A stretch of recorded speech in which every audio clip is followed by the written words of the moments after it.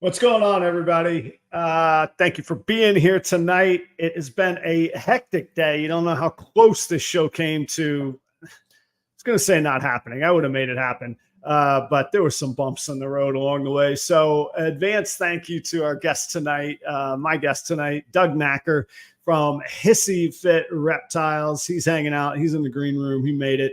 No thanks to me. I was late in getting everything to him. Today was just not a smooth day. But that's okay. I'm here now, and we're all here together, and I very, very much appreciate that. And it is Thanksgiving week, too. I hope that you all, holidays are weird, right? They can be tough on people. They can be a really hectic time, and then they can be wonderful for the times that we get with our family. So, I hope that you're able to find that sweet spot towards the good side with family and friends and all that sort of thing. So, like I say, tonight, Doug Nacker from Hissy Fit Reptiles is on the show. Couple quick announcements really, really fast before we get to Doug. Proper Cup of Joe is going to be tomorrow morning. Man, I'm doing back-to-back, late night tonight, early morning tomorrow. So it will be at the 7:30 a.m. Eastern time slot like it normally is, except it'll be on Wednesday instead of Thursday, because obviously Thursday is Thanksgiving. So that, make a note of that. Hope to see you. We'll continue the bloodbath that is the pricing sale discussion. Amazingly, that was our highest performing, according to the metrics and engagement and clicks and all that, highest performing episode ever from Joe and I on Proper Cup of Joe. So if you didn't check it out, go check it out. We're going to continue the content on that one from last episode tomorrow. We'll get into the comments, the feedback, more thoughts I had, all of that kind of stuff. We'll catch it up. Next week will be my annual pairing episode. Charlie from Reagan Renee Royal Pythons is going to, he's going to be the guest, but he's also going to be almost a guest host kind of thing. I'm going to go through my pairings, but I'm not doing all 30 pairings like that. The cool thing is that I've grown enough that I had to change the concept of that episode, because how boring to listen to somebody else's all 30 of their breeding plans. Like, could you imagine the torture that would be?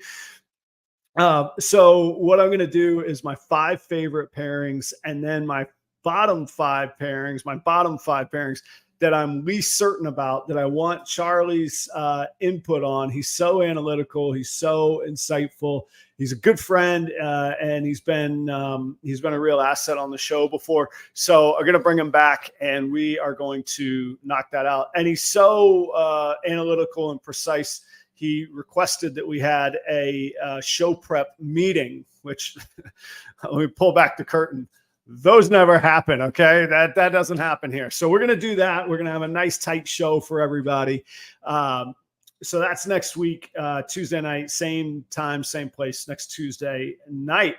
I got some new hatchlings coming up, all the byproducts from the Dreamsicle clutch that myself and Shannon at Green Dragon Brokers hatched. There is, I'm going to keep the pied het lab, but there are 4 lavenders that are 66% het pied. Pretty good markers on some of them. I got a 2.2 of those. And then the double hets, the het lab 66% het pied.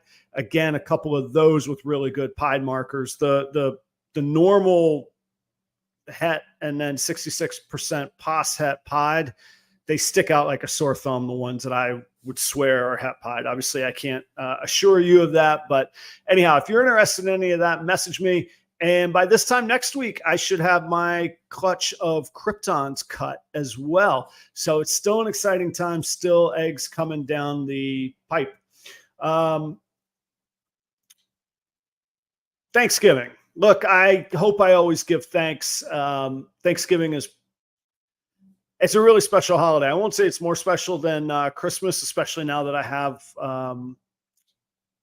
my son and I'm married. I've been married for a long time now, but for a long time I wasn't. And Christmas was, I wouldn't say less special, but it wasn't as exciting. The mystique wasn't there when you don't have, you're not a husband or a dad and that kind of thing, or whatever roles each of us have. So Christmas is really special, but Thanksgiving has always been special to me. And I just want to give a little bit of thanks to everybody, let you all know how much I appreciate you. like I say, today was a really crazy, hectic day, and here I am, and I'm already calmer, already enjoying myself. I'm already kind of in a happy place. How lucky and thankful I feel to be able to do this, for there to be anybody that shows up to make it worthwhile, and furthermore, to have the support of the sponsors, which those are business arrangements, but I still appreciate their support on that. The guests that come on the show every week and trust me not to screw up their brand and everything that they've worked so hard for. You guys give up your time to spend with me, whether it be live or listening on the follow-up. These shows average between 600 and 1,000 viewers per episode. If I step back and I think about that, I never really could have imagined that. So I'm super thankful for everybody. It's a very, very cool lifestyle that this community has afforded me, and I'm incredibly thankful for it.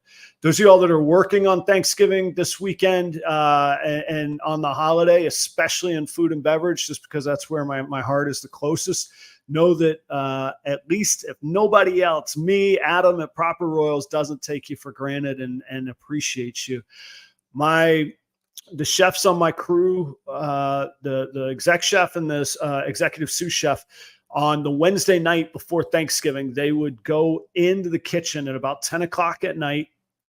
And they would have opened earlier that day, gone home, taken a nap, come back at 10 o'clock at night and start cooking turkeys. We would have to cook about 50 turkeys each year between to-go orders and our massive family buffet that we would have. We'd feed, over 300. I hope I'm not exaggerating, but maybe closer to 400 or 500 people on Thanksgiving.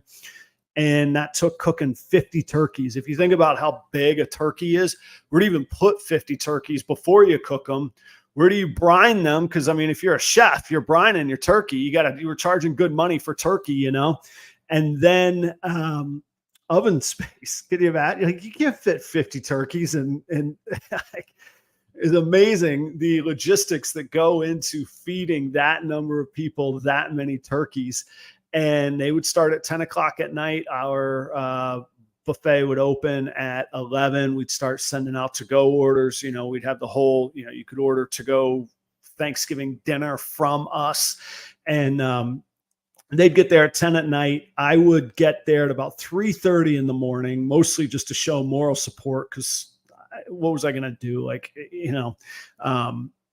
But I always told myself, well, if they're in a bind or something happens, I'll be there as an extra hand, and of course they didn't need it.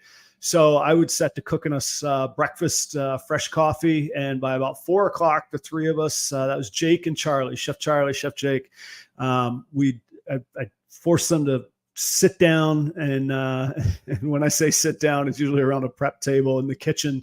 We'd have some breakfast, we'd have some juice, some coffee, and those were some really special times. As crazy as that sounds, I actually miss that camaraderie. That's one of the few things that I miss from that life that I've sort of walked away from, and I'm so thankful I was able to walk away from it, but I miss those times.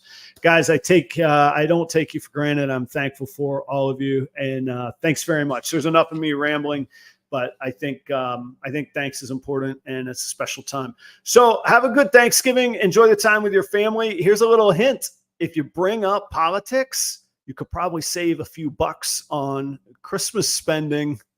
Think about it. Don't cause any trouble at Thanksgiving. And if you get a chance, check out the once a year I play Alice's Restaurant by Arlo Guthrie. Those of y'all I don't know, most of y'all probably have no earthly idea what I'm talking about, but Google up Alice's Restaurant if you need a little something to do on Thanksgiving Day to get a break from your family. We got Doug Nacker tonight, Hissy Fit Reptiles out of Wausau, Wisconsin. I had heard of Doug's brand. It's a witty name. I'd seen some of his content on Instagram, but I never really connected with him whatsoever. And I didn't know that he was in the Midwest. I didn't know that he was in Wisconsin. And so anyhow, I was at the Scaled Up Exotics, Scaled Up Expos show. And that's a great show circuit, by the way. If you're ever in the Midwest and you have a chance to get to a Scaled Up Expos show, they do a great job. So I'm there, and I see Doug, but I didn't quite connect the dots. And I see a shirt. I'm like, oh, that I recognize him. I recognize the logo. Put them together. And we got talking after that show, and he was very welcoming, and we kind of hit it off because he comes from a service and event industry, similar to the way that I do, different ends of it, but you know, the Venn diagram, there's a little overlap there. He's a ball python guy. And then I start going to do my homework on him, and you know, the title of the show says 10 years, but that's really 10 years of selling. Doug's been at this much closer to 15 than 10 years. Really, really great asset, great insight. I saw him again at Green Bay. He's at all the shows vending. I'm at all the shows vending. And it was like, dude, you got to come on the show. And then he's a busy dad. And it just turned out that practices were canceled this week, and he got a couple hours in his schedule. And so it worked out. So if you would do me a favor and give a very warm welcome for the very first time to the Proper Royal stage from Hissy Fit Reptiles, that is Doug Nacker. What's up, Doug? Hey, Adam, how you doing? I am good, man. I apologize for the craziness inside. I got my act together, and you know what? I'm used to crazy. So you know the wedding scene grind. And I can remember when I was a young manager coming up, I was losing it one day. Like, I was running out of time. I wasn't going to have anything. And this when I was at the PGA Tour, we had a wedding to get off. And, you know, there's got to be at the right time. Everything's down to the minute on weddings. And it ain't like to the 5 minute or the 10 minute or the 15 minute mark. It's like 11:23, click the button kind of thing, you know? And the vice president of food and beverage of the PGA Tour was walking through for some reason, and he pulls me aside. He goes, Adam, I'm gonna let you in on a little secret. I said, what's that? I said, I really need to get working. He goes, if you got a good team and you're as good as you say you are, things will get done whether you have 5 hours or whether you have 2 hours, and you still have more than 2 hours. Calm down, get your team in order, get this stuff done. And he was exactly right, man. Like, things, you've seen it at weddings. I know you have, man. You could be in the worst traffic jam, have 3 minutes to set up. Boom, you're on stage on time though, right? Yeah. Actually, a real funny thing about that real quick is I was at a wedding once doing this. I was supposed to do the ceremony, set up for the ceremony and everything. They gave me the wrong time. I was like, man, people are showing up kind of early. Like, you know, like, well, it starts at 3 o'clock and it's like 10 to 3. And usually I start playing like music for people to be seated for the ceremony at about 20-25 minutes before the event starts. And I'm like, holy crap. I was already setting up. I figured I'm going to be like an hour early getting everything set up because it's not going to be till 4 o'clock. They wrote 4 o'clock on my thing, but they didn't tell me that they had updated the time. Yeah. So everything. I mean, it was literally like, I think 2 minutes to spare, and I was getting music playing finally. And it was pretty crazy. So. You know, it's exactly how it goes. And my favorite scene in all of that is when, like, I tell a chef, hey, we've gotten a timeline update. We're going to need this earlier. And he's like, what do you want, raw chicken at him? It's not going to happen. And I'm like, right. Yeah, I need it to happen. He's like, it's not gonna. And I'm like, okay, I'm going to go tell the wedding coordinator this isn't going to happen. And what's funny is, like, everybody gives just a little bit and it all happens to happen. And in the end, nobody really even notices or cares because it goes so smoothly. But every wedding is that way. There's something at every wedding. Everything. There's always something that way. So, well, people that probably didn't tune in for my Thanksgiving sermon and to talk wedding logistics behind the scene. Right. Just in case people don't know you, Doug, give us a little introduction. And, like, you don't have to go back to like the first time you ever held a garter snake, you know, but give us a little bit of background on yourself, man. Well, it kind of goes into that anyways, because I was definitely afraid of snakes. You're like, well, I'm going to tell you anyhow, Adam. Here's how it's going to be. I mean, I've done a few of these before too, and I have my own that I've done, you know, but yeah, I mean, I was afraid of snakes for most of my life up until I was 27. So I guess still over half my life I was afraid of snakes. You know, I'm 41 now, so but yeah, I mean, I held my first boa constrictor actually when I was 27 years old. My knees were shaking like a son of a bee, and I was like, oh man, I didn't really want to hold it, but the lady was like, well, do you want to hold this? And it wasn't biting her, it wasn't, you know, wrapping her or anything like that. So I figured, okay, well, it must be okay. And as soon as that thing started going through my fingers, I was like, oh, this is awesome. I think we're going to buy this. You know, and then, you know, obviously we always preach to everybody, you know, don't impulse buy reptiles, especially, you know, right. But yeah, by impulse bought it, you know, asked her what we needed to get, you know, she recommended all this stuff. We got most of it thank God we didn't buy the heat rocks she suggested, you know, because it was Petco. Right. But yeah, we got everything ready, and then as soon as we got home, I started like YouTubing it, buying books, reading. You know, I mean, this is 2009. Yeah. So you know, we're going around trying to figure out like what we need to have, what, you know, the best thing to do, the best, you know, like different tips and stuff. And at the time there was all these really cool like terrarium videos on boas, you know, and in the time we had it in a 40-gallon, one of those 40-gallon breeders with the sliding screen top that locks.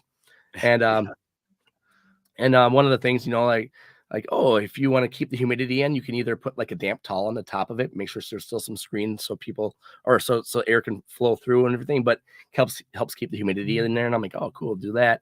Then I found another video, and it's like, well, you can get plexiglass, drill a couple holes in it, put that on top. It fit exactly to the screen, so that it's not just a screen anymore. And then basically you're making like what your You tubs got your and tub, stuff, yeah. you know, so you're able to hold the humidity in better. I'm like, that's cool. So doing that. My wife brought home a phone number from somebody she had talked to. She's like, hey, if we have any questions, we can contact this guy. He's a local reptile guy, I guess. His name's Garrett DeMeyer. So we can probably check him out. Here's his website. I'm like, oh, cool. Let's check it out. I was like, oh, man, yeah, he's right here in Wausau. And so we started looking at stuff, and he had this thing. It was like kind of a mini expo for just him at his shop. I think it was like an open house. Yeah, it was an open house. It's like, come on over, have some food and drinks, and check out these snakes and stuff like that. And I was already looking at his website, and on there he had just hatched out one of the first handful of killer clowns that were hatched out ever. Yeah. And he had a picture of a killer clown and a pastel clown right next to each other. I have that picture saved on my computer, and every so often I come across something like that. You know, even though it's nothing in the industry now compared to what it was back then, that was one of my like inspirations. I was like, cool. Yeah. I know what you mean. There's certain wines that are that way to me, that are like, it's a $14 wine, but that's the first wine I ever tasted like this descriptor in, or where the first aha moment where I was like, oh, wait a minute, I'm starting to get it now. You know, those are special moments. Yeah. And then, you know, the thing is I called him and I said, hey, we got this boa, and we weren't going to get any other snakes, but that killer clown ball python doesn't look like the ones at the pet store. And I really think that looks awesome. I mean, was there a chance I could buy that? And he goes, well, probably don't want to buy this one specifically. Right now they go for about $12,000. I was like, oh, yeah, it's probably not going to happen. Then never mind. And then he goes, well, he's like, what, I can help you out with some stuff if you want. I can show you some things you could probably buy that you can make this, and then you can sell sell the ones you don't want. That will help kind of pay for the food you need to get for feeding these things, you know, and then you can kind of start a little collection of things, and, you know, it's, you know, easily manageable if you don't go, you know, too much and all too fast and all that. So it's like, okay. So from that point, he basically became my mentor. You know, I went over to his shop. I bought a bumblebee. I ended up buying a bumblebee because he also produced like Killer Blast and all that kind of different stuff that I thought were really cool. I was watching his videos and stuff and other people's videos at the time. And so I bought a bumblebee. I wanted to buy it was a female. You know, he recommended, you want to get most of your stuff you want to get right away are gonna be females. Don't even worry about buying males right away, because since I was buying, you know, baby females, it was going to take a little while to get them up to size. Right. So yeah. And then, you know, once they be about a year and a half old, I started buying a few males, you know, and I got my first clutch in 2012. So yeah. Well, how cool is it to have like an actual mentor right out of the gate? Usually people find that, you know, hey, I've been at this a year and I need a little guidance kind of thing, versus like right out of the gate, you had the hand, man. Yeah. It was really, I'm really lucky, to be honest. And then on top of it all, I had to be Garrett DeMeyer of all people. I mean, he's just awesome. I can't say enough good things about the guy. I mean, he's one of the nicest guys I've ever met, as far as just in general. Besides being a super nice ball python guy, he's not going to steer you the wrong way. You can ask him the stupidest questions or the most advanced questions, and he's going to give you his honest opinion regardless. Yeah. And you know, he's not going to be like, well, I don't want this guy to get ahead of me or whatever. He wants you to be as successful as he is, you know. And so I was really fortunate that, you know, I came across him, and that I live literally 10 minutes from his shop. So yeah. I was kicking myself when when I saw you in Green Bay and you're like, oh yeah, I live in Wausau. And I was like, man, I stayed there last night because it was a Packer home game. And even like the Motel 6 was like $300. I was like, nah, that's not going to happen. So I stayed in Wausau. And what a cool little downtown, man. It's a hip place, really great restaurants, a great Irish pub right on the main strip. I hung out there for a little bit. I didn't have to drive anywhere, which led to a little bit of a longer morning the next morning, but that was okay. I had a great time, and then drove into Green Bay that morning. What a cool little town, man. Yeah, it's pretty nice. I mean, being that I live here, obviously, whenever I go to different towns, I'm like, oh, this is way better than the town I'm from, because you know how that goes. You know, I think everybody kind of does that. You know, like when I go somewhere else, it's like, well, I'd rather not eat at a place that's kind of similar to something at home, right? You know, but yeah, it's definitely nice. And now we have an expo here with right pretty much in our backyard. So the Scaled Up Expos does a Rothschild show, and Rothschild is basically one of the suburbs of Wausau. Yep. So in a couple of weeks I'll be vending that.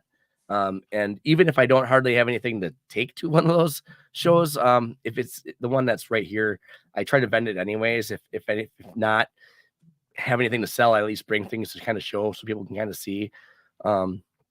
You know, I guess it kind of leads into, you know, letting people, you know, handle or touch the animals versus not letting them touch and handle the animals and stuff like that, especially if you have stuff that, you know, people aren't going to be buying because you're not selling it. Right. So well, on that though, and I've seen that you do a lot of the shows in the area already. How much of a difference do you see vending sort of in your home market versus going to somewhere like Green Bay? And I think in the region you have a bigger presence than I do, but say, would you be more, I mean, here's what I'm noticing. I always want to focus on like my own, like home field advantage, the best that I can. So like any show in Minneapolis area, I'm going to vend, whether it's, I won't say any show. Actually, there's one or two that I don't, but by and large, I vend every one of them that I can.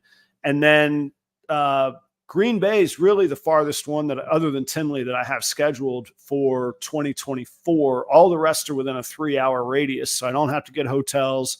And again, it's kind of accentuating that home field. Do you see that as well when you do that on those Rothschild shows? Yeah, I mean, and that's the thing too. Like, Garrick and I actually had a conversation about this whole thing because Garrick vends the Rothschild show because it's right in our backyard. I was going to ask, like, okay. All respect to Garrick, and he's been great. He's been on my show, and I won't say what, but there was somebody that I checked with him on a reference for that I did some business with that was non-snake business, but used Garrick as a reference, and Garrick was totally upfront and helpful in that endeavor as well.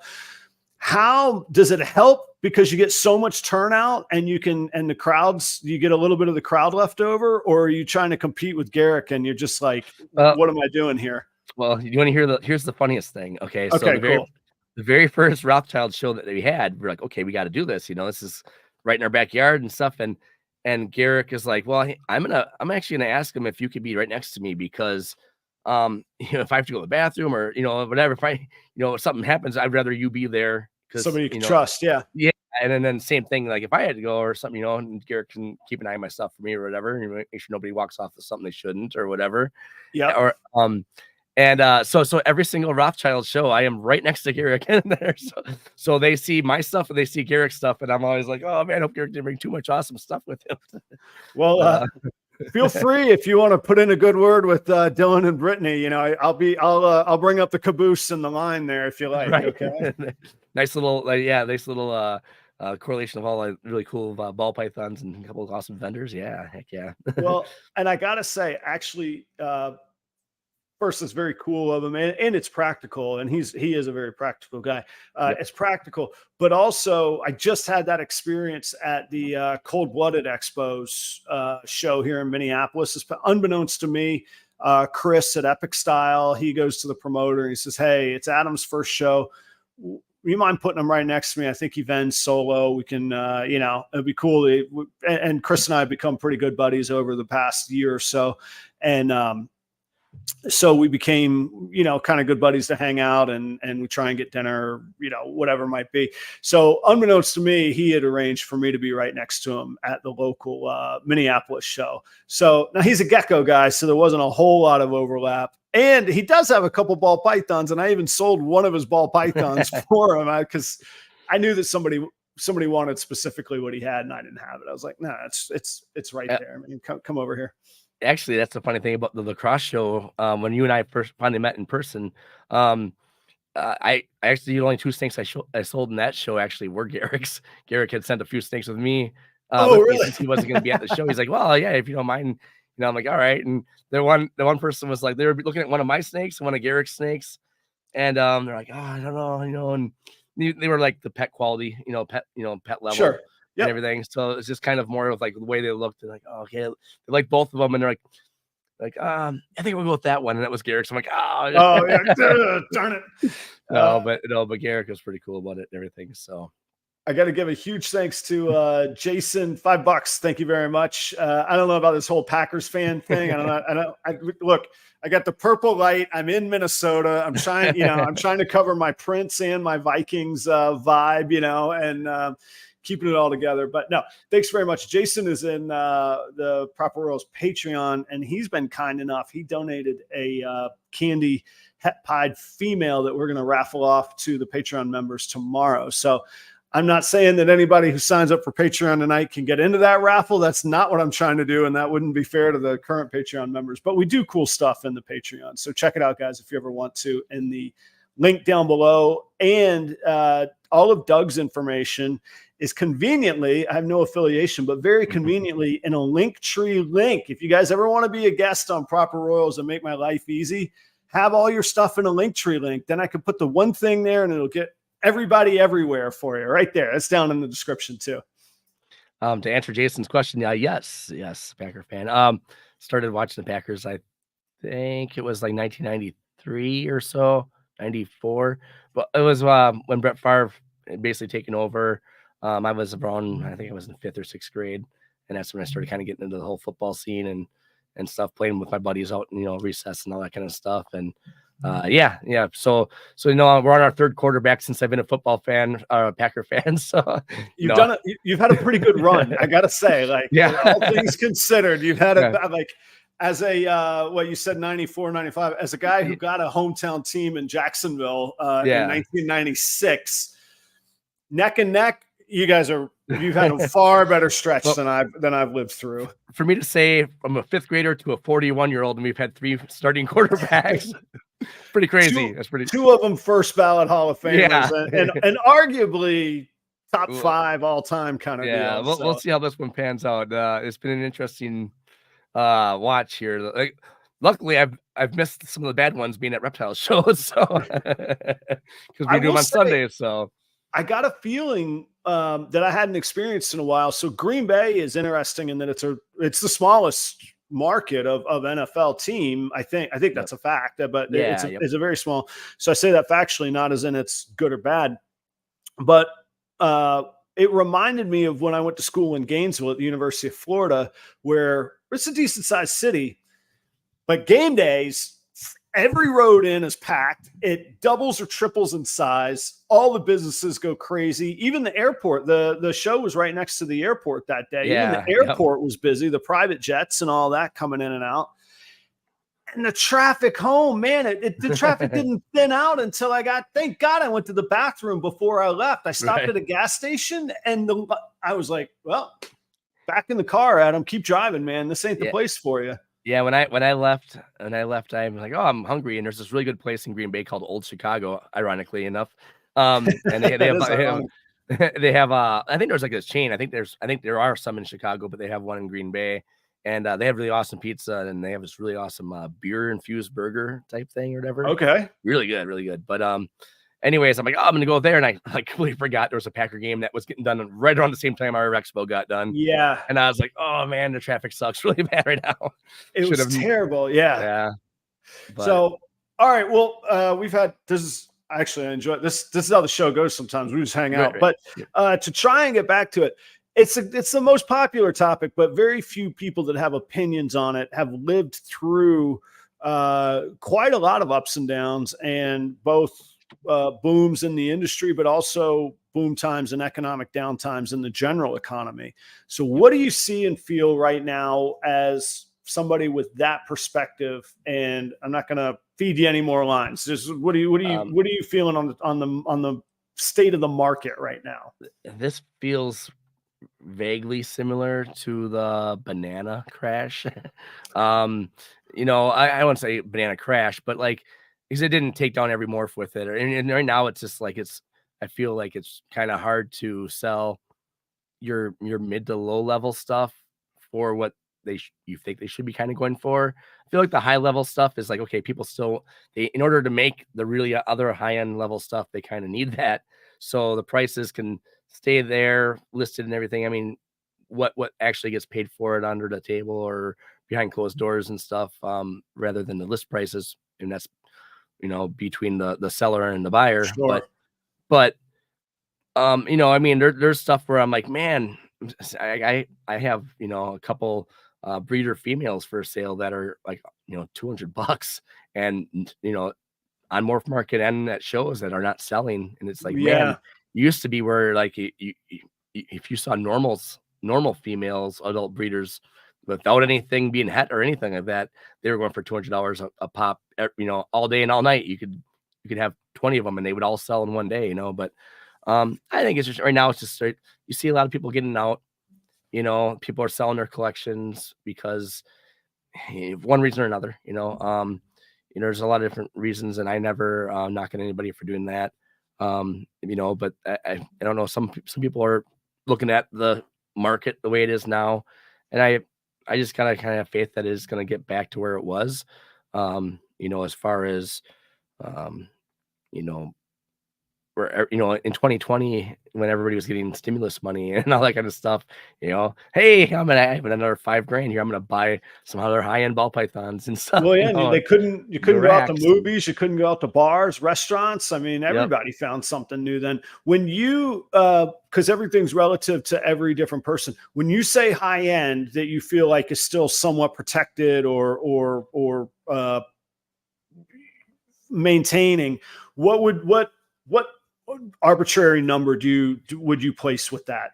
I look at high end as starting kind of in that, like, to be honest, like that $5,000 range. Okay. I feel like 3,000 and so 2,000 even is still technically high end, depending on what it is, to be honest with you.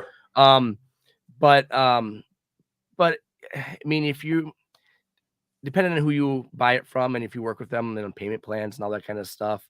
I mean, hey, you know, $2,000 if you spread it out over, you know, hey, if you can knock down a $500 or $600 deposit or whatever, and then, you know, come up with another few hundred here and there, you know, get it paid off within a, you know, 2-3 month period or something like that.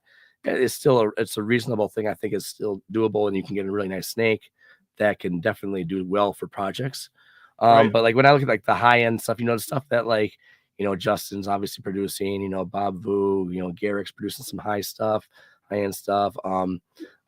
Kyle Hoffman, I don't know if you guys don't have him on your radar, make sure you check out his stuff. He's got some awesome stuff. He just doesn't market a lot of it. But he's a cool dude. He knows his guy, and he knows his stuff very, very well. He's super smart.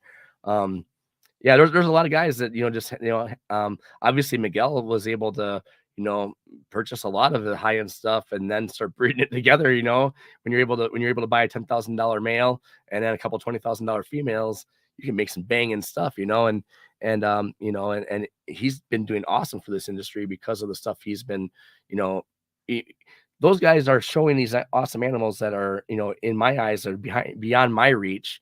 But it gives you something to strive for or reach for or expand on. You know, they're always like, oh, follow your own road. You don't have to make the exact same animals we're making. You know, you should kind of, you know, do your own thing, you know, but you use that as like, you know, the Pompeii as an example. You know, everybody was like, okay, you know, JSA, they made the special Pompeii. You know, they didn't just try to make a Pompeii, they tried to make it with something else, you know, and it was really cool, you know, and look what happened. You know, you had, you know, Dave Kaufman went and did a video feature on the special Pompeii. I've got an Instagram reel of it on my Instagram, and it's from Joe's shop. Yeah. Yep. And and Justin had him featured right next to his table at Tinley, that, when that was revealed at Tinley and everything. It was, so it's all stuff to strive for and to give you goals. I mean, I have pictures. I mean, I don't really do it now so much now, but when I was first getting in, it's like, okay, I have pictures of snakes that I want to make at some point or have at some point, Yeah. And it's just, and if you can get to that point or beyond because you added extra stuff into it, that's awesome. I don't think you can accentuate enough or emphasize enough to first find your own way, do stuff that excites you. And then even if you are following on somebody else's footprints, which is totally cool to do, throw something in on top of it so that it becomes uniquely yours. We're up to almost 200 or over 200 identified proven morphs. There's something new. There's some new way to go about it. So whenever I hear that like a certain thing's played out or a certain thing will never work, the odds are that there's something that's going to work with it. It's going to be amazing. And there's going to be something new that's not been discovered yet, no matter what it is. Well, even if they don't discover any other genes, in the ball python trade or anything, and there's no other morphs, what we got is what we got. We will never see every combo in our lifetime. That's right. I've talked about the math sometimes. It's astronomical. It is astronomical. And I made a fool of myself trying to explain it one time. So the permutations is the name that I'm looking for. I learned that from a math buddy. The number of possible permutations is nearly incomprehensible. Even for a machine like Google has a tough time spitting out an actual number for what the different possibilities are. Right. Well, and that on top of it too, like right now, we're looking at, so this was funny. So back in, 2009, 2010, 12, 11 or whatever, when somebody would make a 6-gene snake, it was usually white, Right. It was like, it's like, hey, look at this. This is a pinstripe spider, super pastel, calico, whatever, and it was like, it's an awesome looking white snake. And here's a blue-eyed leucistic that's a super lesser, and it looks just, but it was like, okay, yeah. Then the big thing people were talking about at the time was, well, you don't really want to get any more than like 4 or 5 genes in a snake, because once you do that, you're really just going to be washing it down anyways. And then all of a sudden we're looking at like clown combos that have 6 genes on top of clown, and like 2 recessives or 3 recessives now, and it's like, you're looking at like 7, 8 gene animals that are amazing looking and will always look amazing because they might have desert ghost or clown or pied or whatever on top of some really cool other, codoms or incomplete dominants or whatever you want to call it. So, well, and I always find when somebody I can remember very vividly I'm still new, but being very new and posting an idea of, and this has come up before. I'm not saying I'm the originator of this idea, but in my mind I thought it up on my own. It had been thought of before as well, but I was like, what if I could layer supers? And then I could make guaranteed, not only non-normals, but I could make guaranteed combos that could come out. And I remember putting that on. It was either on, it was on the Morph Market community. Like I used to get into those threads. I'm not active on that anymore, but I used to. And I remember like immediately people were like, well, dummy, you're just going to make a white snake. And I was like, that's an awful binary answer for a big stretch of gray. And there's a bazillion supers that we can make. And only a handful of them are going to make a pure white snake. And I was like, what am I missing? And that seemed awful dismissive, but people go down these rabbit holes of, well, it's only this, don't do that anymore. When I think you got to look at it as the possibilities are endless. As soon as somebody goes, that's dumb, don't do it anymore, it's almost like that's what I need to look towards doing. Or when I see everybody getting out and running, I think there's opportunity here. I was telling somebody, who was it? I was telling them today. The heck was I talking to? Hey, I stopped at a couple different breeders in the area today. I was out doing some business. And somebody asked me about the St. Paul show, and they said, well, I hear that's a really rough show. It's not any good. And I said, well, you know what? There was only 2 ball python breeders at it. I cleaned up. I made a ton of money at that show. It was fantastic for me.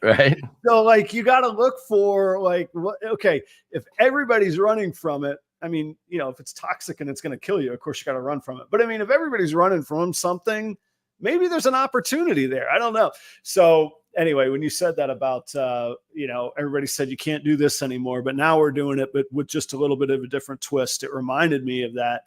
And I also remember feeling that big when they were basically like, oh, you dummy, you new person, like, get out of here. I was like, I've had enough of the snobbery, you know? Well, yeah. And I remember seeing this thing where Justin Kabelka posted, he's like, I just got kicked out of a Facebook ball python group because they said I didn't know what I was talking about or something. It was like, because they were, I don't know, I can't remember what it was about. I don't know if anybody remembers it or whatever, but it was funny. I was like, what? They just kicked Justin Kabelka out of a Facebook group because they thought he didn't know what he was talking about. It was like, okay, like they obviously have no idea. They shouldn't even be in that group if they don't. How do you not know who Justin is? You know, but thankfully, I've never done anything like that. But there's so this platform and this community has created some weird opportunities for me sometimes, and I'll find myself at like dinner or breeder's table or just talking with a buddy, and somebody else will come up, and I have no idea who this other person is, and it's not Justin, but it's like the tier just below the Justins, and I'm like, oh, that's that guy. Like I'll know logos or I'll know names, but I won't know the faces, you know? And I'm like, oh, glad I stood here quietly and didn't open my mouth, you know? You know, I was going to say, speaking of which, you know, you mentioned you met me at the lacrosse show, but we actually had interactions before that because I was trying to find a replacement so I didn't have to keep buying these dang things. Yeah. And you know, it was exactly one of those moments because we were 10 minutes into our conversation. You brought it up and I was like, you're the guy. I was like, you're the one I shipped these things to Wisconsin for. Yeah, man. Yeah. So obviously, if you haven't seen Adam's posting this stuff, I love these things. These are my go-to and stuff. So yeah, I mean, I have these kind of left. I still got to make a video on it. I want to make a video on it so I can show them and shoot your link out and all that kind of stuff. But it's just so nice to be, you know, these are such durable cups that you can wash them where, you know, if you can try to wash these, but you know, after maybe one washing, they're going to start crack and break and all that, where these are pretty durable. And yeah, what Doug's talking about, those are dishwasher safe, reusable, recyclable, made in the USA, restaurant commercial grade water cups, and they fit. For sure, they fit my 5540s and my 5040s. I've never tried them in a freedom breeder, but I suspect that they fit there as well. Yep, they fit awesome in these. So this is I have the well, not called hybrid. I think they're called the ProLine freedom breeder racks, and they fit perfectly in those as well. You know, with those tubs, and I actually went because it's from was it Pro or Pactive. Pactive is the brand. And I actually Googled and got a whole bunch of 8-ounce ones as well. So now I have 8-ounce ones for my hatchling rack stuff and everything. So yeah, a lot of people were asking me about the 8-ounce ones, and I can get them. I just didn't realize there was a demand for them, and I have to get them ordering through a restaurant wholesaler. So there's minimum price and delivery and all that. And I'm like, yep. I'm not ready to take on X thousands of them just yet. I know that most people use the bigger ones. So those are the ones that I have. But yeah, I have those guys. I think they're competitively priced and they seem to be worthwhile for you to ship. I remember when we were talking, I was like, I feel bad, but they're going to cost you as much to ship them to you as they are to buy them. And you're like, well, if they last a year, like you say they do, I don't care. I was like, yeah. And that's the thing, like, you know, because I was getting down to where I'm like, oh, I'm down to my last like stack and a half, which is about what I need to, you know, go through everything. And I'm about ready to order some more. And I usually go through like Superior Shipping Supplies, or I order it directly through like, you know, one of the shipping companies and stuff like that. And I was like, I saw your post. I literally just saw your post that right after I was about ready to put an order in. And I'm like, you gotta be kidding me. I'm like, all right. I'm like, you know what? I would rather, I mean, yeah, you got to stand there and either, well, I wash mine. My wife's like, you're not putting those in the damn dishwasher. Oh, I run it right through my dishwasher, man. But I'm like, oh, I'll wash them, whatever. It doesn't, because really, I mean, I just take a stack and it's just, you know, you're scrubbing it, you know, a little bit. And the only time that it's kind of a pain is if, you know, sometimes the cocoa stuff will leave like that little residue along, like kind of along here or whatever. If you know, all of a sudden your snake somehow, I don't know if they whack it, they're trying to play like, you know, basketball with their wood chips, you know. It's just high up here. How did you get it? I mean, is that high above your substrate? How are you getting it in there? You know, it's like no, well, but thank you for the plug. Yeah, you're exactly that was one of those moments. I was like, I have talked to this guy before. I do know. And I was like, but that happens a lot where I'm like, somebody's interacted with me or talked to me on Instagram and I just don't put together their name in person as well as their brand. So anyhow, I appreciate the patience while I was connecting the dots, but yeah. No, all good. I wasn't open with that, but I'm like, oh, we got into some other stuff. I'm like, yeah, we can go with this and stuff. I'll bring it up.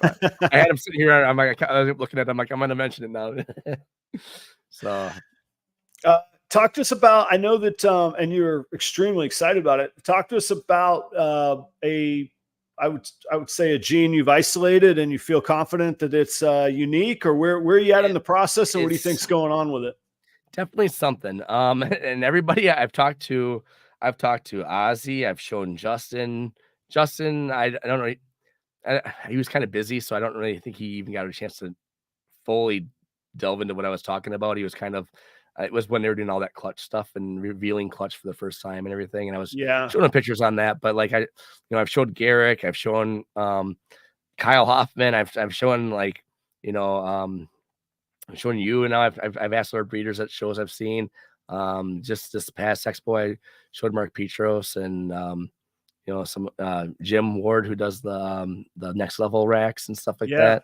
And where's he based out of? He's got a real presence in the area. Yeah, he's out of Michigan actually. So oh wow, okay. So I think they drive down to like Illinois, and then they go up into the Wisconsin, because he does mostly all the scale up expos now. Yeah, I've seen him at those. Unless there's a bigger one, but yeah.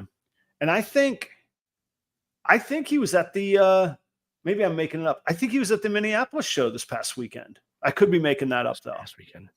No, I think he was actually because I talked to him at the show. That would have been Madison, same weekend. Yeah, the Madison weekend. Yeah, Madison. Yeah, that would have been the same weekend. Because that's right, because you didn't do Madison because you did the Minnesota. I stayed home in Minneapolis. Yeah. Don't blame me on that one. So, but Madison, I have to in the local market. Yeah, Madison one was pretty fun though. I had a lot of fun at this last show and stuff. So, and that was the first time that the Scaled Up Expo was in Madison. So, how was the turnout? Was it a good show for everybody? It didn't seem like it was at first, but it got to be really busy for a while there. And I mean, and then it stayed pretty busy until right at the end. So to the point where I was almost afraid to pack my stuff completely up. People are still kind of walking. I'm like, oh, we never know. And this one person was looking at, he's like, he was going to buy one for his kid, and he wasn't 100% sure yet. And he walked across the aisle, and he's looking at someone across the aisle, their snakes, back over to mine. And it was like, okay, which one are you going to get here? And then I think he ended up walking away. I think he was like, I'm going to have to give it some thought. And maybe in the next expo comes around, I'll go end up getting something. So, which is fine. I don't blame anybody for that. I mean, you need to do a little more research. You don't have to jump on it right away, so.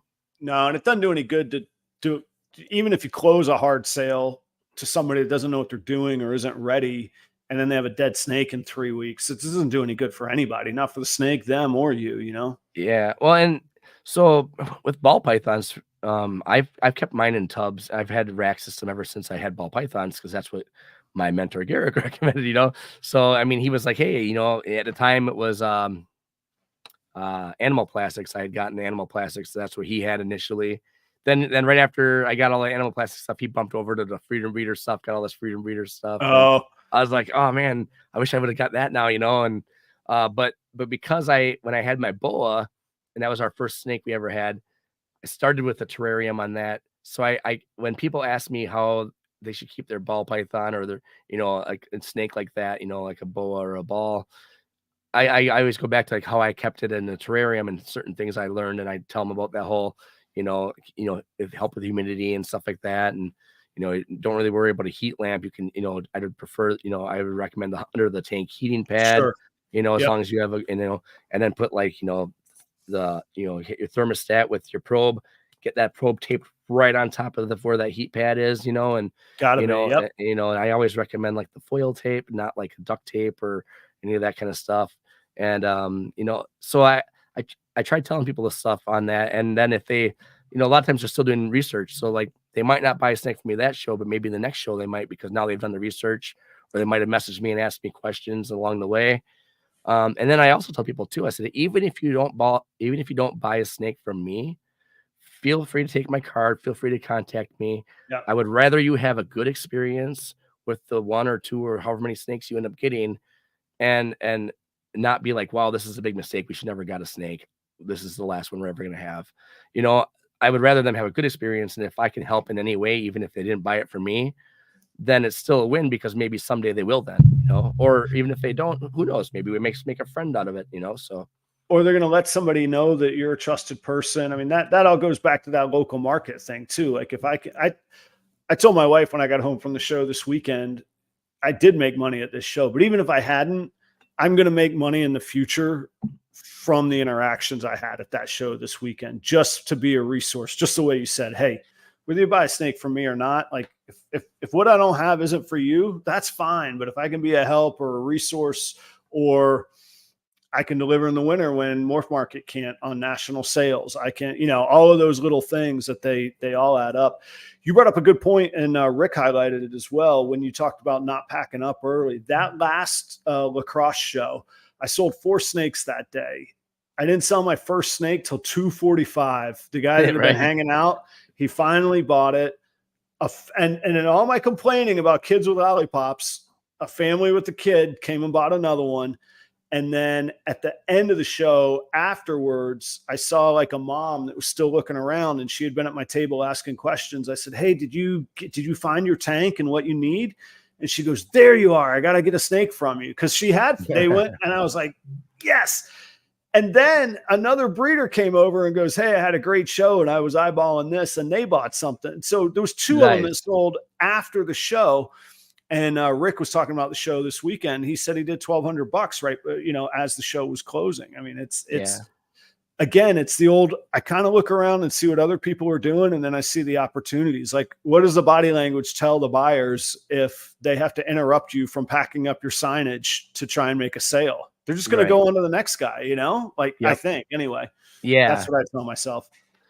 Well, and that too, you know, I think it definitely helps. And my legs are always sore as hell by the time the show's over, because I've been standing the whole time. Yep. I don't sit down. Yeah. You know, I see people sitting down and they're like this, you know, and I'm not gonna lie, I check my phone because I do, you know, I do get messages. My wife will be messaging. She's like, hey, you know, what time do you think you're gonna be done? Or hey, can you pick this up on the way home, or whatever, you know? So I'm like, I don't want to just ignore her, obviously, and you know, or you know, sometimes my daughter comes with me, you know, and she's 11, so I definitely, if she needs to get a hold of me because she is down in an aisle or something and needs, hey, I need to go to the bathroom, I'd rather know where she is. So I am checking my phone every so often, but I'm not just on it. You know what I mean? Yeah. Yeah. The engagement level is there.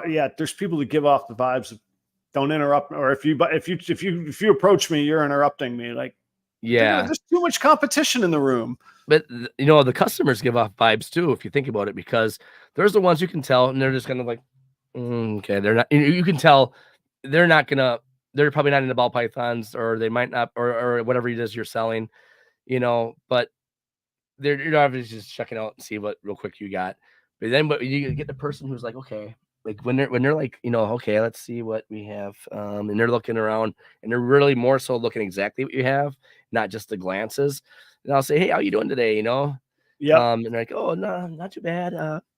Yeah, I saw you on YouTube, or they might be like, where are you out of? You know, they might ask questions, and you just start making conversation, and you know, and then I feel like the more personable you get with somebody as a customer, the more likely they are to like remember that. And, you know, I've had people like, okay, hey, do you have a car? Okay, I'll grab a car here. I'll make sure I check out your stuff. I'll check out your website or your YouTube or Instagram or whatever. And you know, a lot of that engagement, it comes from you taking the initiative to say, hey, you know, how you guys doing today? You know, and you know, all of a sudden, like, oh, we're just kind of looking and stuff. I told him he can get a snake, but probably not today. We really want to do some research on it and stuff. I promised him if he did really good in his report cards, you know, if it's a family or whatever, you know. So it's like, okay, cool. Let you know, check out, you know, you can, you know, feel free to ask stuff. You know, has he ever held a snake before? And that's where the whole, like, you know, I mentioned it earlier, but like I was afraid of snakes, and the big reason why I was afraid of snakes is because I didn't have that hands-on until I was at Petco, scared to hold one, you know. And so I'm like, if letting somebody touch one or hold one for the first time ever, like that could be like, oh my gosh, I maybe not today, but we need to get a snake or a ball Right. python or whatever, You get hooked on it. Yeah. You know, it's like as if they never touched one or never held one, they don't have that attachment or not attachment, but they don't associate that feeling of like, oh, this is cool or this is neat. Yeah. You know, with it. It might look And cool, but adds a new level of interaction. Well, and I still remember that feeling. It just felt like nothing but muscle and power in that animal. And like there's a moment where sort of the animal's inspecting you and you're inspecting the animal. And like there's this trust that's either going to succeed or fail. And if it fails, it's going to be in the form of a bite or you dropping the snake or whatever. But if it succeeds, you're both there, like coexisting in a minute. And it's really cool. There's somebody in the audience. I'm not going to say who. They don't have to respond either, but it's a great story along the lines of what you're talking about. They had emailed me, and this is all true, and some of that transpired tonight. They had emailed me, I don't know, 2-3 weeks ago, out of the blue, never talked to them before, never seen them before. Hey, Adam, I'm trying to start an Instagram page. What should I do? Do you have pointers? I've asked like really broad questions before and gotten answers like, well, do anything, don't be a dummy, or somebody would pay me to get that answer, or go Google it, or whatever smart, response you can give. And I'll share it here. Exactly what I said. I said, post every day. Don't worry about if it's creative or new or not. Even if you're just showing yourself cleaning or showing your snakes, post every day. Try something different every few days until you find something that works and gains attention. Follow people, like 50 to 100 people a day, and then take 10 minutes and interact with those accounts that have, you want to follow people that have something to do with snakes. I said, if you start there, your page will grow exponentially out of the gate. You'll have to do more later, but just start there. Right. They said, okay, thanks for the input.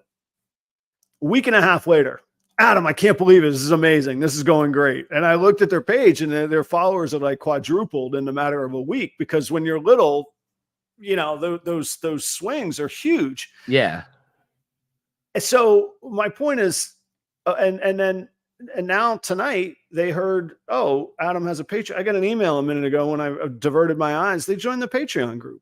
Like, so I could have been the jerk that's like, whatever smart answer, don't bother me, you little person, to now here's a trust. I was able to build trust with a person just by doing something good. And I don't want to make everything transactional. There's plenty of people I help out that I don't, that don't buy anything from me, and that's okay.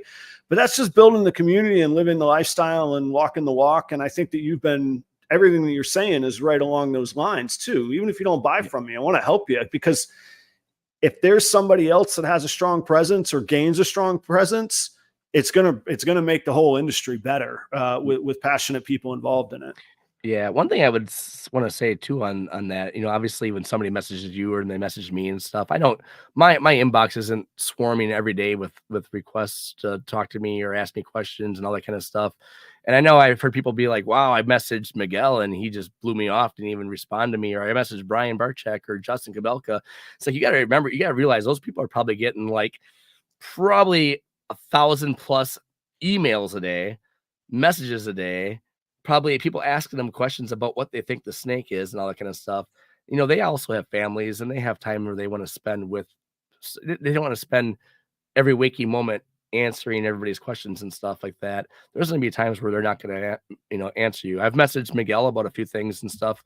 And all of a sudden he'll answer one of them. And it's like, oh, hey, you didn't even really expect that, but, and then he's like, hey, yeah, I'll definitely, I'll shoot you out I'll mention this or whatever, because I was doing some kind of a giveaway. So I was like, hey, if you want to let people know or whatever. And, or I sent him a shirt one time and he's like, I needed his address or where to send it to. And he's like, yeah, here it is. But he didn't get back to me for like 10 days after I sent him, like, what, want to send you a shirt, whatever, for, and just, because obviously if he's going to say, hey, Hissy for Reptiles shirt here, check out his channel on his YouTube that he's got how many followers on, it's kind of promotional for me, it's stuff like that. So, I mean, that's why people are always sending Billy from Mutation Creation and, Miguel and all those guys stuff, because if you can get your logo flashed on their YouTube channel when they have thousands and thousands of viewers, somebody might be like, hey, that's a cool logo. And he's talking about them. I'm going to go check them out. Right. It's well, and I think to your point, they do have families and they do have stuff going on, but also they're the big people in the industry for a reason. They've earned it, and they've done it with customer service, because they would have failed out if they had no customer service. Exactly. Right. And so I will say, I don't know that it's Justin that actually answers, but I've gotten some, when I've emailed Justin about Clutch, I actually get an email pretty quick. Yeah, it's probably Summer answering. Usually, I know Summer's usually pretty good about that. Like I'll be like, hey, question on this, or hey, I'm having troubles with this. And then all of a sudden Summer will email me back or whatever, and it's nice when they have a team that can help with that, obviously. So it's not just one guy or one girl answering every single thing, that comes through. So, and to your, I've never interacted with Ozzy message to message. Actually, it's a whole different story. There was a funny interaction on Instagram comments or whatever, but that was a different story. But like I said earlier, Garrick actually, he replies that you came on the show. Same with, actually, Bob reached out to me with Bob Vu, which was crazy. Yep. He heard me, I was discussing a comment he had made, and he actually reached out to me. He's like, well, here's your answer. And I was like, oh, you're watching the show and you're replying, So on the one hand, they might not have time for all of that. On the other hand, I bet part of why they're so good and so big is because they've been so good at that stuff. And that's something that I do try and do. Although I do have to tell the Patreon group sometimes, like, I'll even announce, I'm like, guys, I'm taking a day off. I need just, it's usually right after a show where I've spent 8 hours of just morph gene, morph gene. Odds could get this, might get this, missed on it. And I'm like, that's it. And I'll see you in a day, and I'll be back, but I think it's a good goal to try and respond when you get a chance. Even negative, I respond to the negative comments in like Facebook groups and stuff too, and try and put it in my own positive way. Yeah. One thing, so this kind of goes along with everything with mine. So like a lot of times when I post a YouTube video, because I want to make sure it's been processed fully, because I record myself. That's a 4K video camera I have. So I always record everything in 4K to get the best quality I can or whatever for what YouTube allows. Yep. And so it takes a little bit to, all the editing and stuff. But once you go to upload it, once it's uploaded, it will be the lowest quality initially until each of the quality kind of goes. And so if I post it right away once it's uploaded, for everybody to start watching, I feel like I'm not doing the snakes justice that I'm showing off in the video. So I'll think, okay, I'm gonna post it for tomorrow morning. Well, when I post it for tomorrow morning, more than likely I'm at work. So then people will start watching and they're like, oh, this is awesome. And then all of a sudden they have like these comments, and I'm like, man, I really don't have time to respond to the comments because I'm still at work, and I really need to be doing my work and not being on my phone commenting or responding to people and stuff. So it's like, but sometimes I'll glance throughout the day. I'll be driving. I'm like, oh yeah, I gotta make sure when I get home, hopefully I can respond to comments. And then I'll get home and my wife will be like, hey, we need to go and run and do this, or hey, Charlotte has this for hockey, and it's like, oh shoot. And then I'll get home after all that, and it's like, man, I haven't even had a chance to do anything. And I almost got to go to bed again, So it's like, and then it's like 2 days later, and I still haven't responded to any comments. And I feel so horrible every time, but yeah, it's. I just got a message that wasn't in the chat, but it's about the chat. I'm not going to read it out loud because I guess it's supposed to be private. But I don't know. That's a different thing. It's a kind of a catch-22 because to your point, we all hear the things that we should do, i.e., right, or maybe we don't all hear it. One of the things I always heard, and I try and do, right when you release a video, kind of be available to leave the comments. Right. You can't get to it because you got life to live. And the catch-22 is if you think you could get to it, we think that we could loosen up some of the life that we have to live, i.e. the day job, because we could do this other thing, and it is a very, very hard balance. And I mean, I know I'm preaching to the choir, but for everybody in the audience too, it's so much work intensive. And especially when you get into, we didn't even get into your stats. I'm sure you have way more snakes than I do, but I'll just speak for myself. At 160 or 180 snakes, man, I don't leave the house for a full-time job anymore. And I still have time keeping up with it. And a day like today goes by, poof, I missed out on a whole day here in the snake room of work that I intend to get done. So I'm backed up tomorrow, and then I'm going to do my morning show in the morning and blah, blah, blah. So I get it. And I completely empathize with you. Let's take a really quick break. Speaking of people I'm thankful for and that I do business with, I got to shout out the sponsors real quick, and then let's get to. I want to after the break, I want to hear about your experience with Clutch, how you use it, and do you have any insight when the new rollouts coming, man? Where's it at? Where are the goods, know, man? Right? Okay, so we'll get to that in just a second. So first and foremost, huge thanks on this Thanksgiving week to REDLINE Shipping. Check them out for all your animal shipping needs. I am a huge fan of REDLINE, and I was before we ever did business together. I love the disruptors in business and in this industry, and REDLINE has done it in a great way. Their customer service is fantastic. I use their customer service as much as I do their shipping service. And you should check them out. If you haven't, use the promo code PROPER5. You're going to get $5 off your next shipping label. You owe it to yourself to give them a shot if you're shipping live animals. I want to say thanks to Portuguese Pythons. That is Danny and Renee and Danny out there in Chino, California, in the Inland Empire east of LA. They're doing very, very cool, pretty high-end stuff.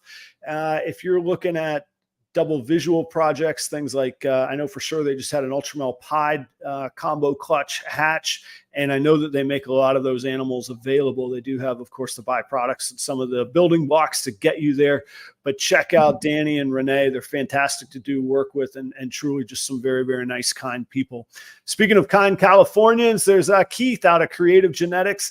Keith is working with the Stranger gene and working that into single, double, and triple het combos. If you're looking for recessive Stranger combos, go check out Keith at Kreative Genetics. All of these people's links are down below in the description, and they're supporters of the show, and they help keep me afloat. So I really, really appreciate them. Check them out. Last but not least on the sponsor block is Chris at B and S Reptilia. Notice it's Reptilia. It's not just ball pythons. He's got ball pythons, blood pythons, boas. If you know what Pituophis is, I don't claim to, but Chris does. He knows what it is, and he has those animals. I do know that's northern pines and bull snakes, among others. I think in that is that a genus, a family? Pituophis, if you know what it is, he's your guy. Also, corn snakes, all kinds of colubrids. Check out Chris. He's a wealth of knowledge. He's also the distributor in Pennsylvania for the chipper. And if you don't know the chipper, if you're not familiar with the chipper, he can help you out even if you're not in Pennsylvania. He'll either get it to you himself or put you in touch with somebody who will get it to you in your local market. On the advertising front, I do have some new people coming on board that are on board. I just got to figure out a couple things. And if you notice, there is a gap on the banner. We're sorting that out, and I'm just going to leave it at nothing's final till everything's final. And I'll let you know how it shakes out when it shakes out. Once it does, I'll know where the other brand fits in. And I'm thankful for those people as well, even to be having those conversations, even to be having the opportunity to consider valuation on this platform is so far beyond my wildest dreams when I first started out. So I'm incredibly thankful.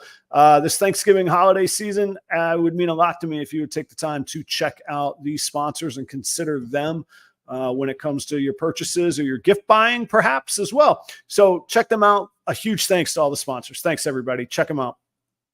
If you're just joining us, this is Doug Nacker from Hissy Fit Reptiles in Wausau, Wisconsin.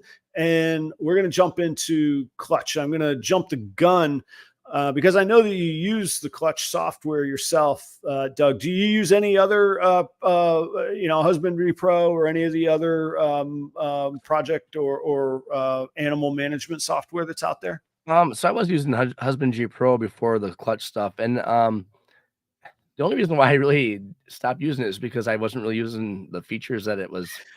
There's a lot of stuff in that is awesome, like especially if you want to, enter every single animal's feeding and every time it takes a poop and all that kind of different stuff, right? Because you can enter all that stuff and what size rats they're on and all this different stuff.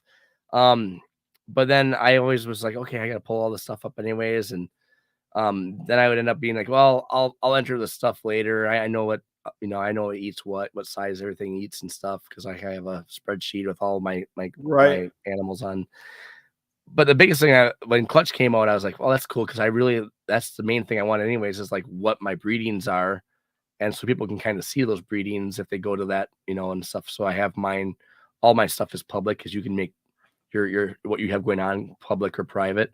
So like if you have a, you know, a secret project you're working on, you can just make that private so nobody can see it. So like, Right. oh, I don't want people to copy this breeding pairing or whatever and make it before I do or something, you know what I mean?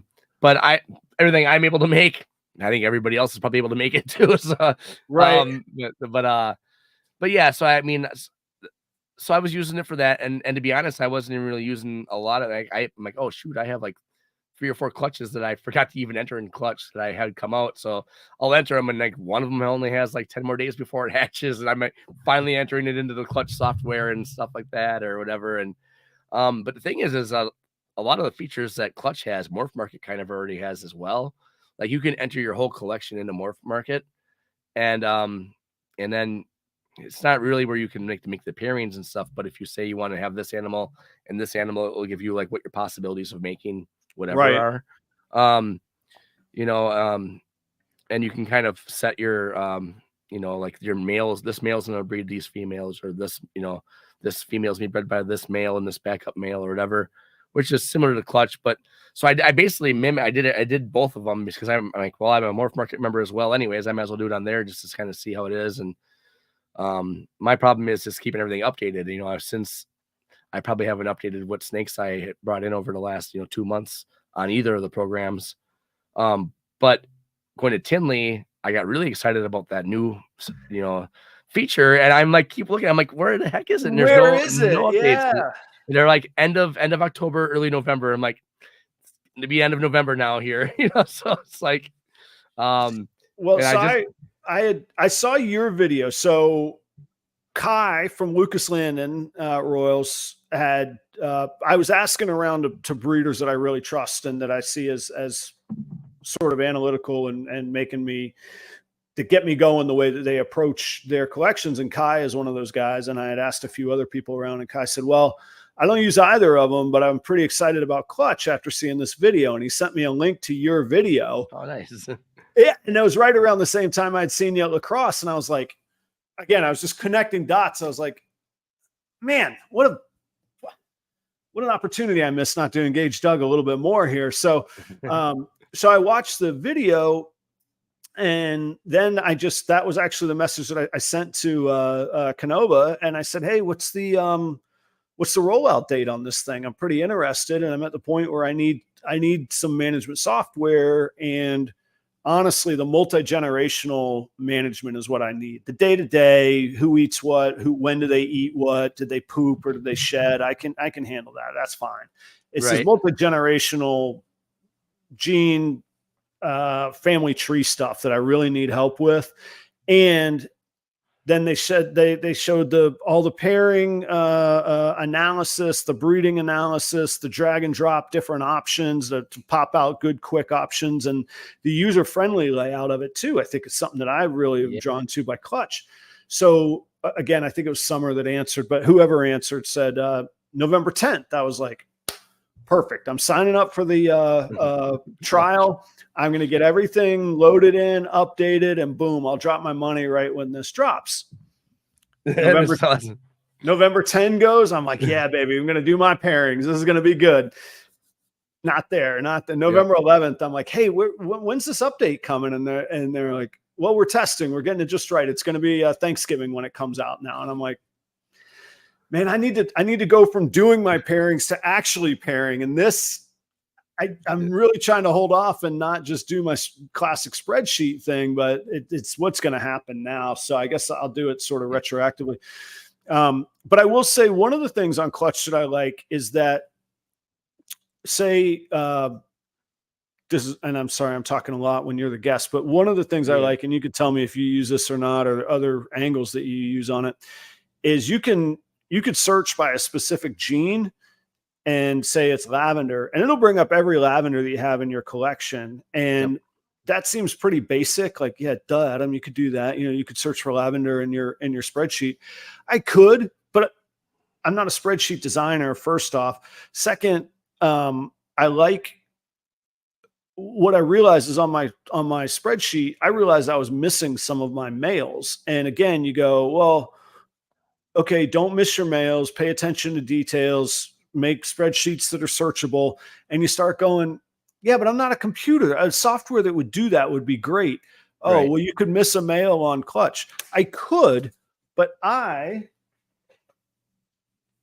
would know if that label wasn't on my tub, then I've missed it. And if it is on the tub, I haven't missed it. I don't have that with my spreadsheet. So then I got to make another checklist of the spreadsheet to make sure, so it's all those things that you start going, yeah, I could do it.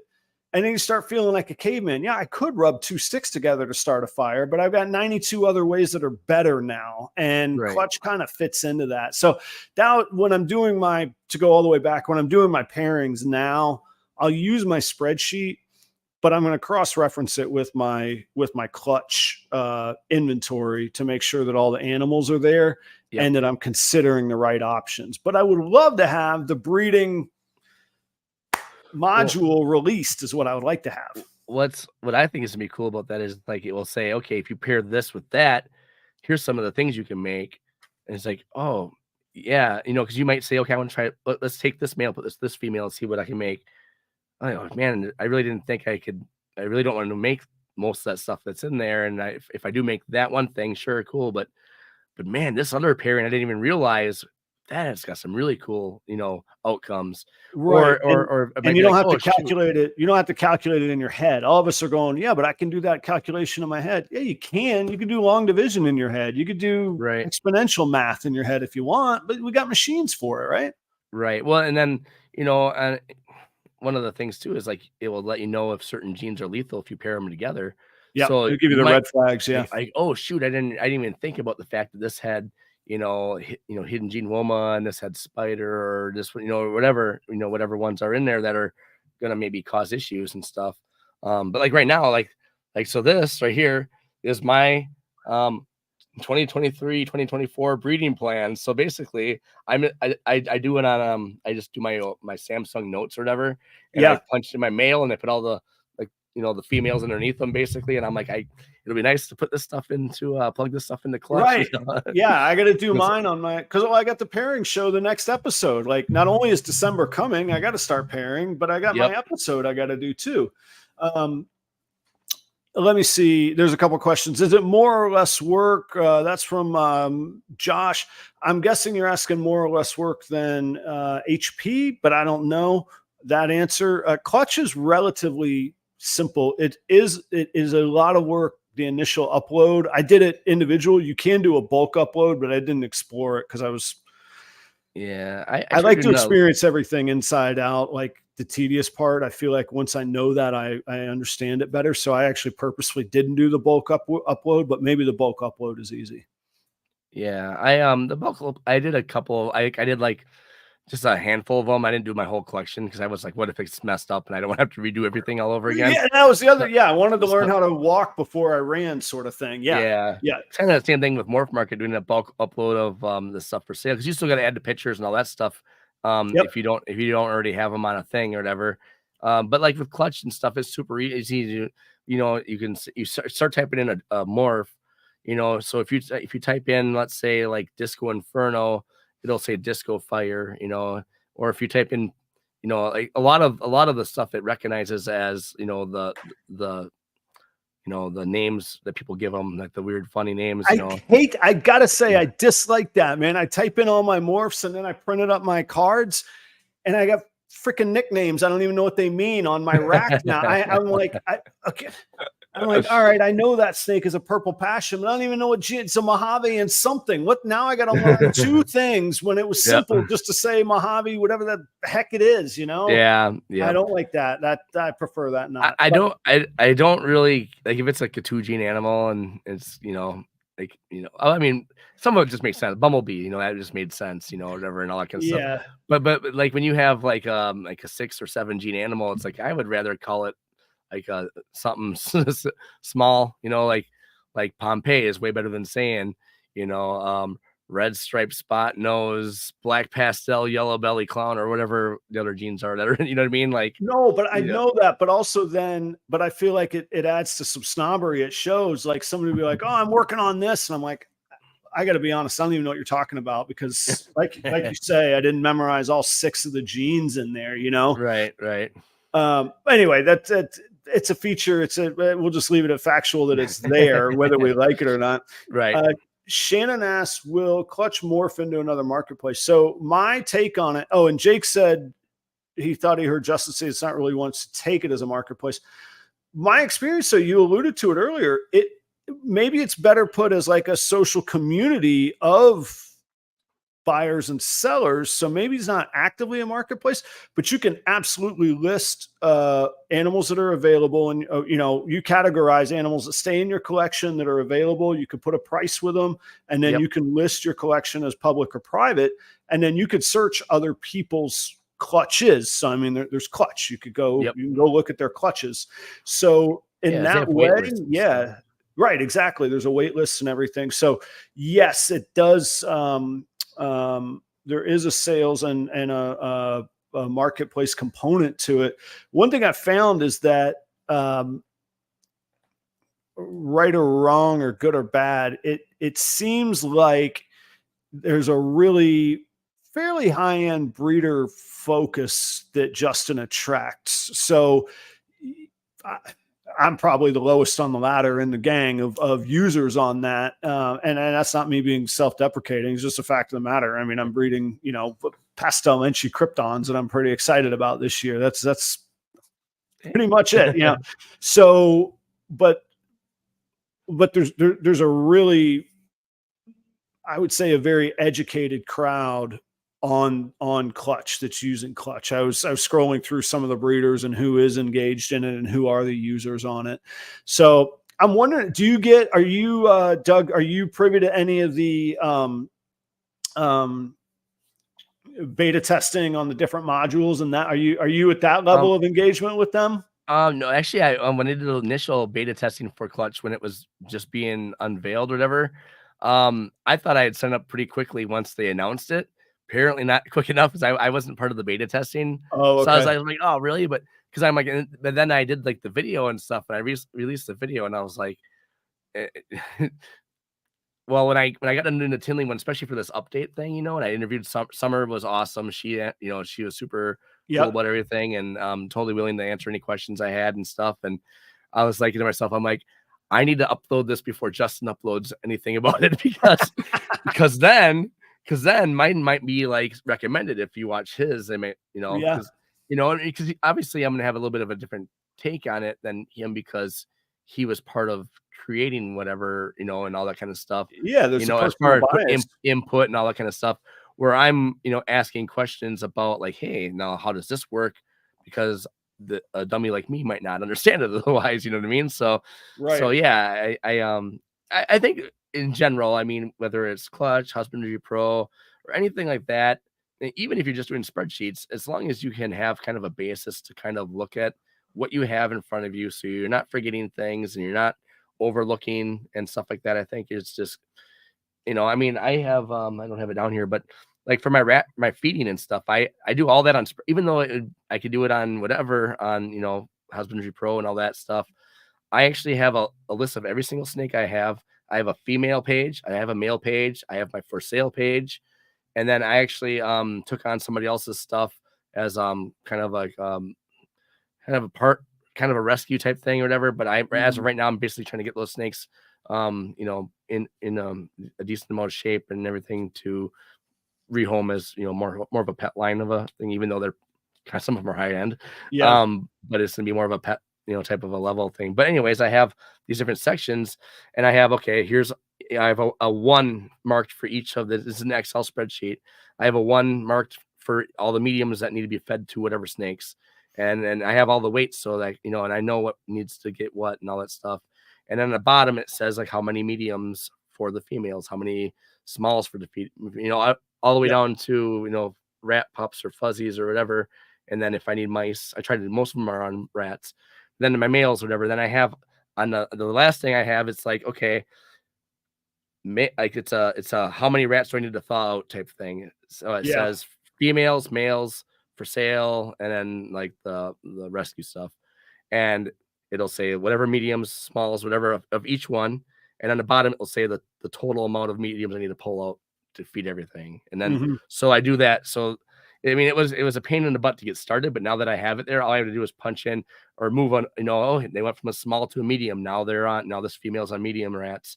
So now I take that away and I put it on there. Or, you know, if it's I have a little thing saying off feed, like if they're gravid and they're not eating anymore because they've hit that mark where they're going to stop eating until they lay their eggs and stuff.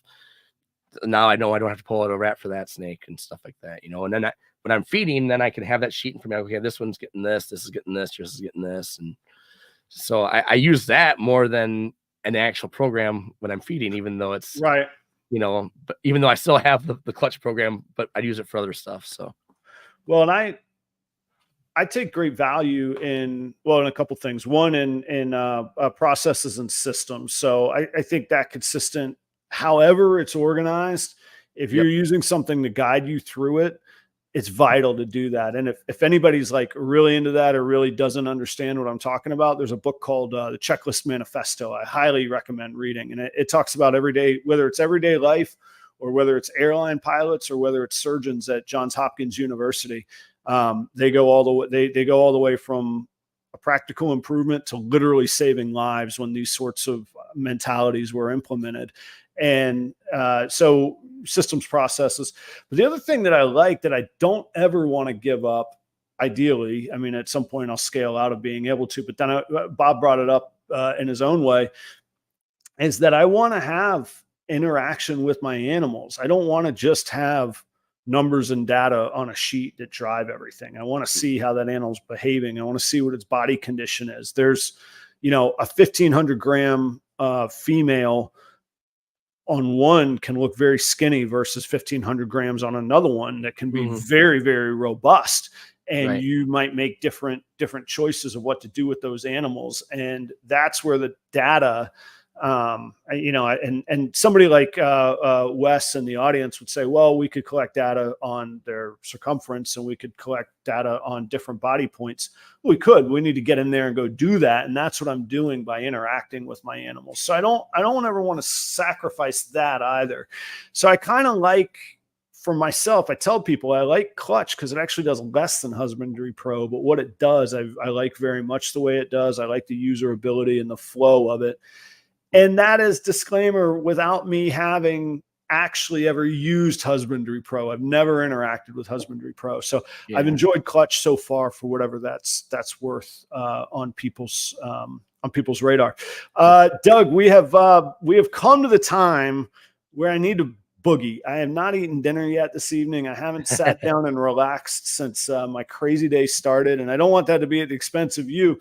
But as I always say, there's always another Tuesday, and we can always have you back, man. We can do a part 2 for sure. I would love that. Yeah, we do. I just realized we didn't even really get into that gene that I was showing you. I know. I was like, well, all right, man. I teed it up for you. We're gonna go on. No, we'll get to that one day. And that is, as the audience knows, that's the beauty of the show. Like I'm not gonna do 20 questions. Wherever it goes, if it's flowing, I'm not gonna fight it. If it's on topic and healthy, you know. Yeah, I think we covered some pretty interesting topics and stuff that you don't hear on every single podcast and stuff like that. So that's definitely nice little you know, thing that you always try to kind of get a little bit of different info from every podcast. I think, you know, I mean, and then you don't have all the time in the world to listen to every podcast either, right? So right. Well, and on that point, I'm so grateful to people. I mean, every day of my life that goes by, I become more and more thankful for more accepting of the reality that time is really the most scarce resource that we have. So for anybody to spend their time, I'm sitting here complaining about my day. At the root of what drove me nuts today was people wasting my time. That's what drove me most nuts. And there was nothing I could do about it, and I'll never get it back. So well, I'm thankful for the people that do spend time. What's that? Would you mind if we real quick plug for everybody watching, if you get a chance, if you're able to go to my YouTube channel, or you please do. Yeah, definitely. Yeah. Please do. One of the video of the gene that I'm kind of looking at, trying to figure out what it is. Either it's an existing gene or it's a new gene. I don't when they claim that, I know it for a fact it's a new gene because they got a lot of trials to do with it. But it's right now I'm calling it the Aftermath Project.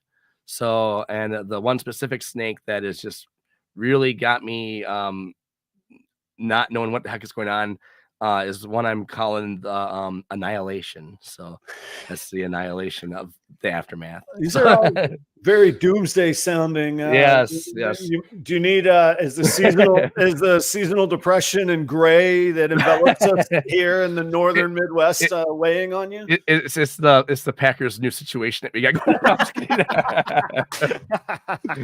on. No, we're not used to this when we're here in Wisconsin. So, guys, check out all of Doug's media. Down below is his LinkTree link, and it, again, is very nicely organized. Doug, definitely one of the good dudes in the industry. Thanks for the warm welcome you're giving to me. You're going to be at the Rothschild show? You have to be. Home base, right? Definitely. Yeah, okay. You're going to be there, right? I'll be there. I'll come hang out, and maybe I can rub elbows with you and Garrick if things work out for me. We'll see. I was going to say, when you're over there talking to Garrick, look over and say, hey, Doug, how's it going? I will. So everybody, thanks. I appreciate you being here. Proper Cup of Joe tomorrow morning, 7:30 on the East Coast. That's 6:30 here in gray Minnesota these days. Maybe we'll get some sunshine tomorrow if I'm lucky. Anyhow, thank you, everybody. If I don't see you on the show in the morning, have a wonderful Thanksgiving. I hope you spend some time with your family and or your friends, or the family you choose versus the family you were born with. Whatever makes you the happiest. I hope you get to refill your cups and your tanks just a little bit. Happy Thanksgiving. Thanks so much. Doug, thanks for being here, brother. I appreciate it, man. Thanks, Adam. Appreciate it.